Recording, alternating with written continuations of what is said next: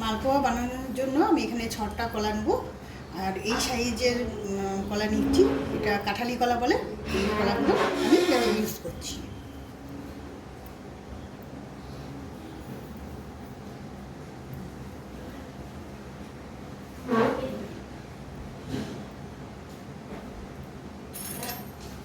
কাঁটা চামচের মাধ্যমে কলাগুলোকে আমি একটু ভেঙে নেব।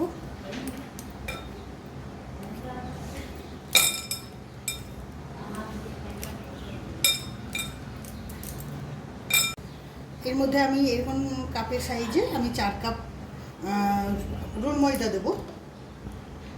এটা রুল ময়দা দিয়ে করলে বেশি ভালো লাগে।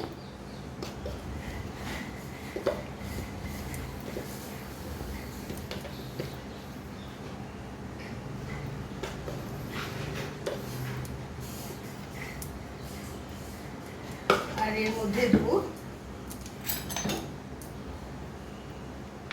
হাফ চামচের মতন নুন, অবশ্যই পরিমাণ মতন দেবেন।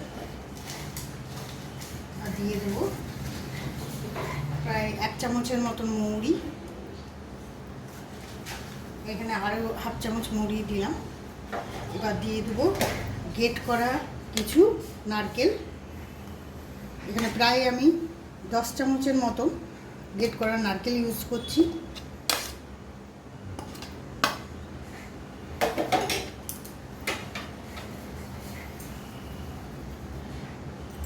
গোটা লংটাকে আমি এই ছালটা ছাড়িয়ে, শুধু এর ছালটা ছাড়িয়ে নিয়ে এটাকে পিষে নিয়ে এর মধ্যে ইউজ করব, দিব।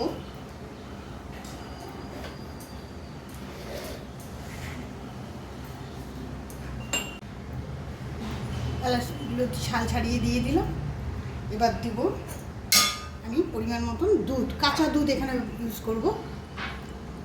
যদি ভিজে দুধ থাকে তাহলে নর্মাল টেম্পারেচারে রেখে একটু একটু করে দুধ দিয়ে আমি এটাকে নাড়তে থাকবো।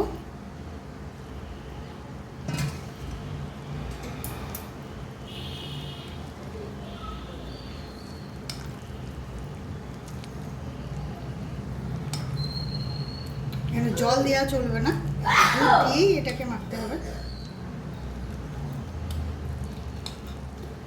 সুন্দর একটা বাটার তৈরি করে নেবো। আমি একটু একটু দুধ দিয়ে মাখবো।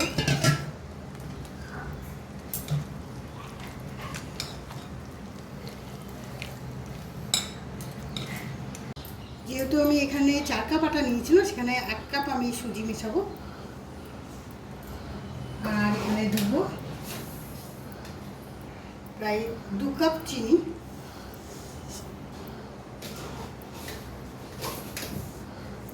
আমি 2 কাপ থেকে একটু কমই দিচ্ছি, কেন মিষ্টিটা যেহেতু আমি কলা দিয়েছি, কলার উপর নির্ভর করে চিনিটা, সেহেতু আমি 1.5 কাপ এখানে চিনি দিলাম। চিনি নুন অবশ্যই আপনারা নিজেদের টেস্ট মতন নেবেন। এবার যদি বলে রাখি, এটা যদি মিক্স করতে, হাতা দিয়ে মিক্স করতে খুব অসুবিধা হয়, হাতে করে কলা দিয়ে চটকে ভালো করে মিক্সড করে নেবেন। হাত দিয়েও ভালো করে একটা মিক্সড করে নেবেন। যদি কারো চামচে করে মিক্স করতে অসুবিধা হয়, কারণ মিক্স করতে অনেক সময় লাগে আর খুব ঘোরানো খুব অসুবিধা হয়।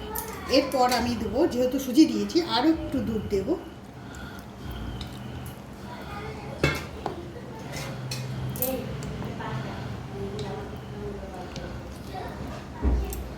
দুধ দিয়ে ভালো করে মিক্সড করে ব্যাটারটা ঠিক বেশি পাতলাও হবে না, বেশি ঘনও হবে না, ঠিক আছে।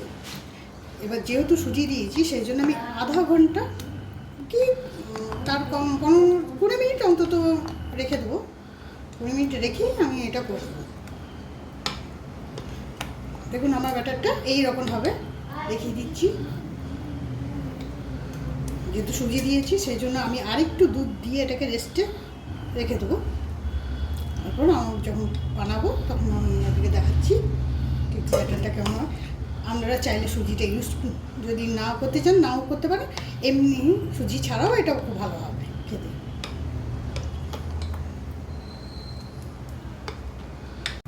তেল গরম হয়ে এসছে, আমি এরকম একটা ডাবুর সাহায্যে আস্তে আস্তে দিয়ে দেবো। আর আমি বলি, এখানে আমার প্রায় 4 কাপ আটার সঙ্গে আমি আধা কিলো দুধ ইউজ করেছি, প্যাকেট দুধ ইউজ করেছি। এমনিতে গরুর দুধ দিয়েও এটা করা যায়, যে কোনো মানে গরুর দুধ বা অন্য মোষের দুধ, যে কোনো দুধ। আমি কিন্তু প্যাকেট দুধ দিয়ে এটা করি।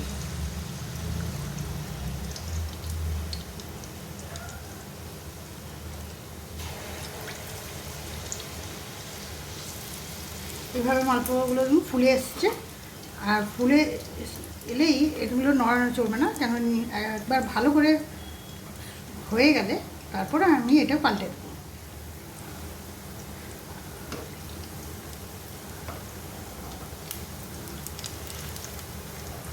আমি আস্তে আস্তে পাল্টে দেবো এটা। আর একবার হয়ে গেলে তেলের টেম্পারেচারটাকে চেক করে নিয়ে একটু গরম তেলে এগুলোকে দিতে হবে, তাহলে খুব সুন্দর ফুলবে।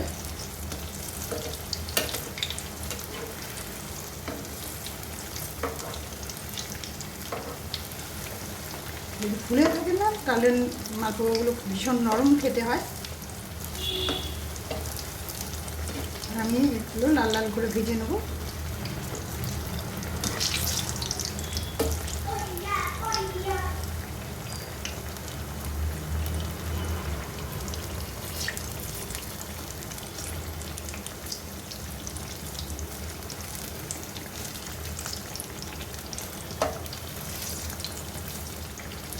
আমি এভাবে আস্তে আস্তে উল্টে পাল্টে ভেজে নেবো।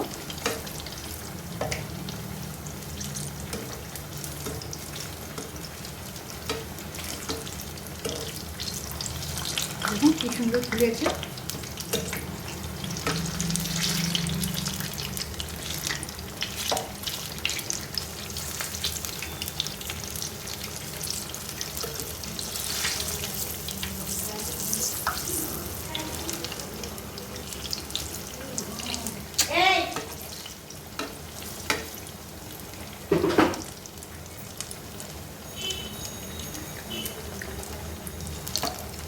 এবার আমি এগুলো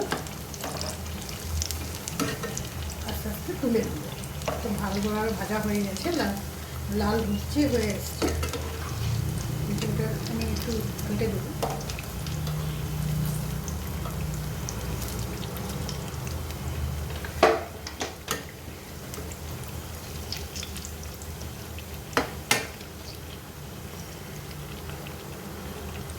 এবার আমি এগুলো তুলে নেব।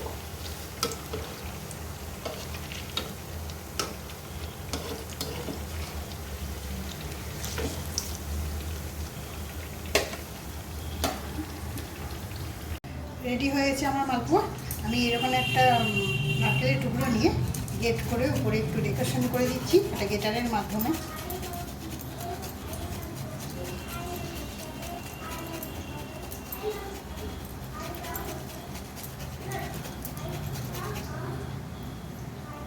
আপনারা বানান আর খান। আমি একটা ভেঙে দেখিয়ে দিচ্ছি, দেখুন কতটা ফ্লপি হয়েছে ভেতরটা।